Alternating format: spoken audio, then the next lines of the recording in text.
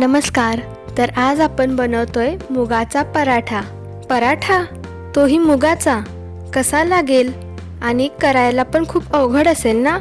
हो, असे अनेक प्रश्न तुम्हाला पडले असतील.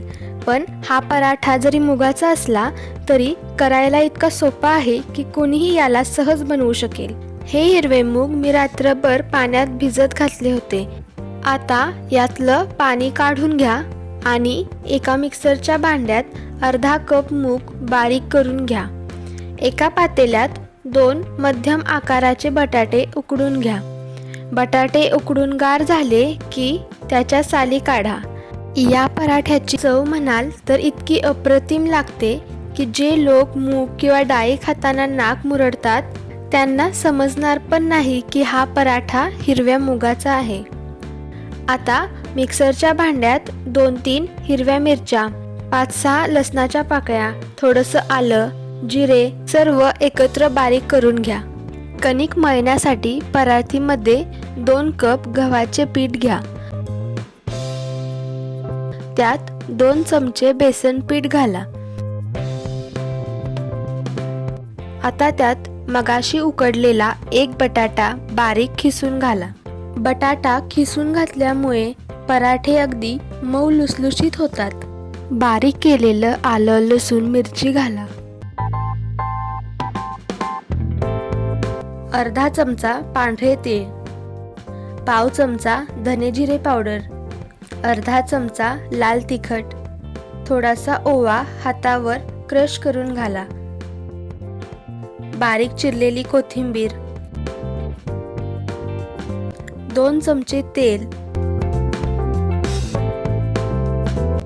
आणि पाव चमचा हळद. आता बारीक केलेले हिरवे मूग घाला.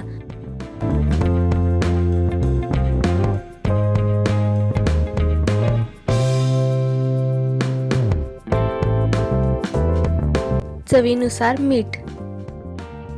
सुरुवातीला पाणी न घालता सगळं व्यवस्थित मिक्स करून घ्या.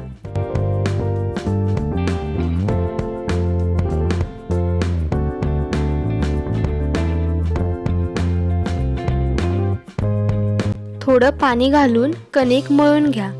बटाटा आणि मुगामुळे जास्त पाणी लागत नाही, त्यामुळे थोडं थोडं बघत पाणी घालून कणिक मळून घ्या.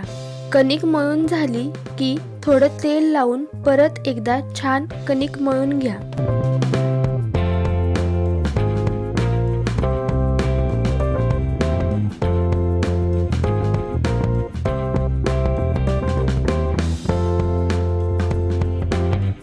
कणिक मळून झालीये. आता एक 5 मिनिटे ती झाकून बाजूला ठेवूया.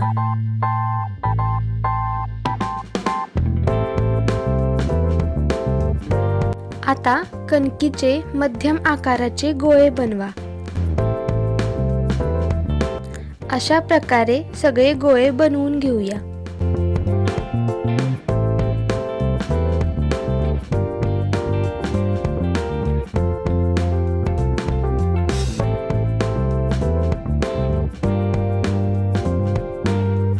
पराठा भाजण्यासाठी तवा तेल लावून तापत ठेवला आहे.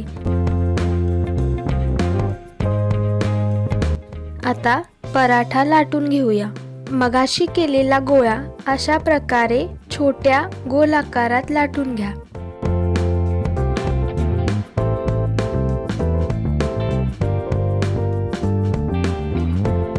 त्यावर थोडंसं तेल आणि थोडं गव्हाचं पीठ घाला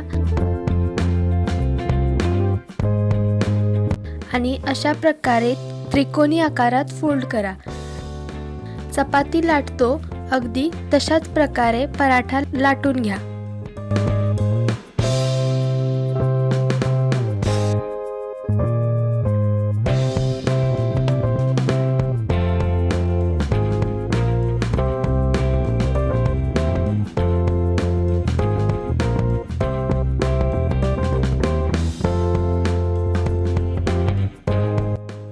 आता तव्यावर पराठ्याला दोन्ही बाजूने तेल लावून भाजून घेऊया.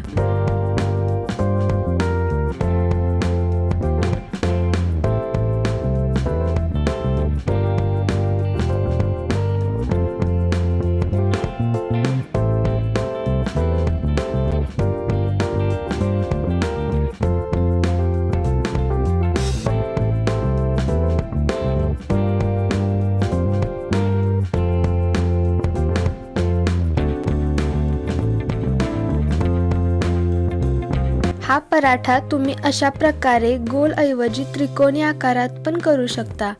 गोल पराठा तर आपण नेहमीच खातो. आज काहीतरी वेगळं ट्राय करूया.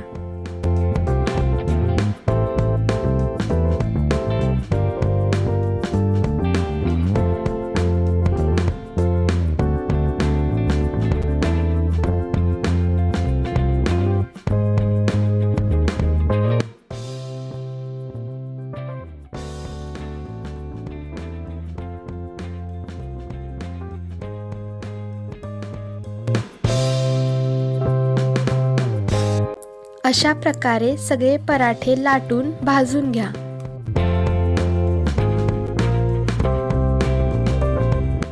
गरमागरम पराठा आणि त्यावर साजूक तूप, बघूनच तोंडाला पाणी सुटलं ना?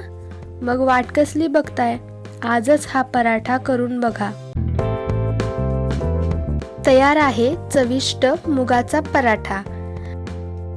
हा पराठा तुम्ही तुपाबरोबर किंवा दह्याबरोबर पण खाऊ शकता.